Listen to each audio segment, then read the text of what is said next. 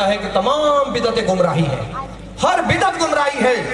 اللہ اکبر، اللہ اکبر۔ اگر ہر بدعت گمراہی ہوتی تو سب سے پہلے شیخین کریمین میں سے حضرت سیدنا عمر فاروق رضی اللہ تعالیٰ عنہ کی پکڑ ہو جاتی کہ جنہوں نے 20 رکعت نماز تراویح میں ابی بن کعب کو کھڑا کر کے کہا، اے ابی آج جماعت ہوگی، تم تلاوت کرو، ہم تمہارے پیچھے نماز تراویح ادا کریں گے۔ یہ رسول کے دور میں نہ ہوتا تھا، رسول کے بعد ایجاد ہوا۔ نعرہ تکبیر،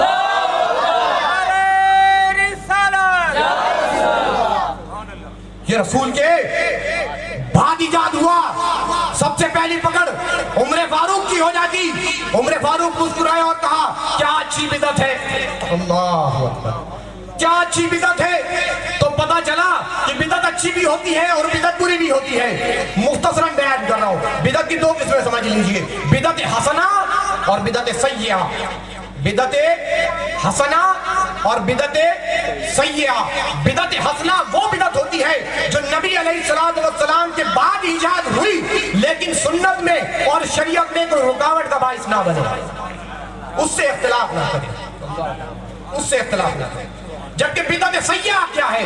بدعت سیئہ وہ ہے جو کہ نبی علیہ السلام کے بعد ایجاد ہوا جو کام لیکن شریعت کے اور سنت کے منافی ہو جائے، کی مخالفت کر دے، وہ بدعت سیئہ ہے۔ اگر ایسا ہوتا، اگر ہر بدعت گمراہی ہوتی، نبی علیہ السلام کی جو حدیث ہے، میرے استاد محترم حضرت علامہ مولانا مفتی محمد اکمل قادری صاحب اس کی تفصیل کچھ اس طرح بیان فرما رہے تھے کہ اگر ہر بدعت گمراہی ہوتی تو عمر فاروق بھی پکڑے جاتے، حضرت عثمان غنی رضی اللہ تعالیٰ بھی پکڑے جاتے، حضرت علی کی بھی پکڑ ہو جاتی اور صحابہ کی بھی پکڑ ہو جاتی۔ پھر فرمایا حضور کریم علیہ السلام نے جو بدعت ہر بدعت گمراہی قرار دی وہ بری بدعتوں کو قرار دیا، وہ بری بدعتوں کو قرار دیا۔ ورنہ آقا کریم علیہ السلام کی اگر یہ حدیث آپ کے سامنے رکھ دوں جس میں میرے آقا حضور سید عالم رسول کریم رؤوف الرحیم صلی اللہ تعالی وسلم ارشاد فرماتے ہیں، اگر کوئی شخص دین میں کوئی ایسا کام شروع کر دے جس سے امت کو فائدہ ہو تو قیامت تک امت اس سے استفادہ حاصل کرتی رہے گی اور اس عمل کو شروع کرنے والے کو سب کا ثواب ملتا رہے گا۔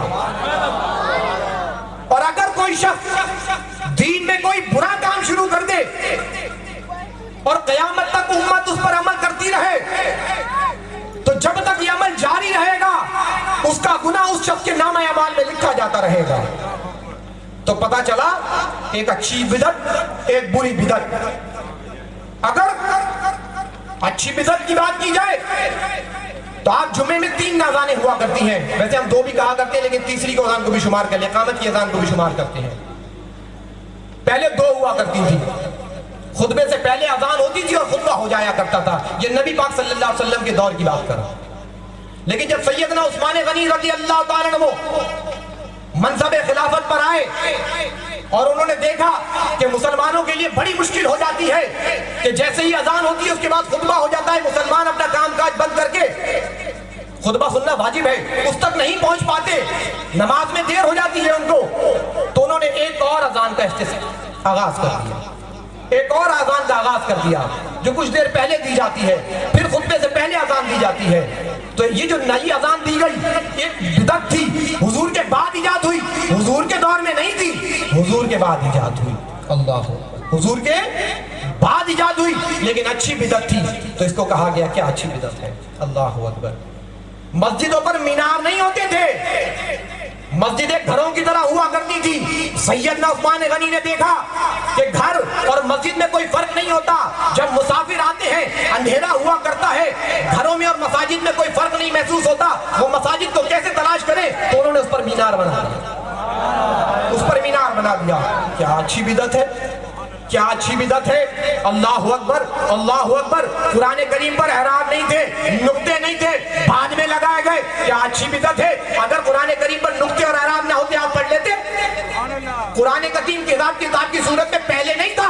سیدنا ابو بکر صدیق رضی اللہ تعالیٰ عنہ کے پاس حضرت سیدنا عمر فاروق رضی اللہ تعالیٰ حاضر ہوئے اور فرمایا، اے ابو بکر صدیق رضی اللہ تعالیٰ عنہ، اے خلیفۃ المسلمین، سرکار کریم علیہ السلام کے زیادہ تر صحابہ جو حفاظ ہیں وہ جہادوں میں شہید ہو رہے ہیں، تو میں چاہتا ہوں اس کو ایک کتاب کی صورت میں رکھ دیا جائے، کہیں ایسا نہ ہو کہ حفاظوں کے دلوں میں قرآن چلا جائے اور قرآن کے ضائع ہونے کا اندیشہ ہو جائے۔ حضرت ابو بکر نے فرمایا جو کام میرے نبی نے نہ کیا وہ میں کیسے کروں؟ منع فرمایا. لیکن جب 10 سال گزرے تو حضرت ابو بکر صدیق رضی اللہ تعالیٰ عنہ نے دیکھا اور محسوس کیا کہ حضرت عمر فاروق بالکل صحیح فرما رہے ہیں. اگر ایسا نہ کیا گیا تو قرآن ضائع ہو جائے گا. قرآن ضائع ہو جائے گا. انہوں نے حضرت عمر فاروق کو بلایا. عمر آپ صحیح کہتے تھے, یہ ذمہ داری آپ ہی کے سپرد کی جاتی ہے کہ اب آپ قرآن کو کتاب کی صورت میں جمع کر دیں. ہاں, قرآن کو کتاب کی صورت میں جمع کر دیں. کیا اچھی بدعت ہے, اللہ اکبر, کیا اچھی بدعت ہے, اللہ اکبر, اللہ اکبر. حضرت عمر فاروق رضی اللہ تعالیٰ عنہ میں سرکار کے حکم کا, سرکار نے حکم نامہ جاری فرمایا. عورتوں کو کہا کہ مسجدوں میں آیا کرو, عورتوں کو حکم فرمایا کہ مسجدوں میں آیا کرو. جب سیدنا عمر فاروق رضی اللہ تعالیٰ عنہ میں امت کا حال دیکھا تو حکم فرما دیا آج کے بعد کوئی عورت مسجد میں نہ آئے. سارے لوگ, سارے صحابہ کرام جمع ہو کر حضرت امی عائشہ صدیقہ, میری ماں عائشہ کے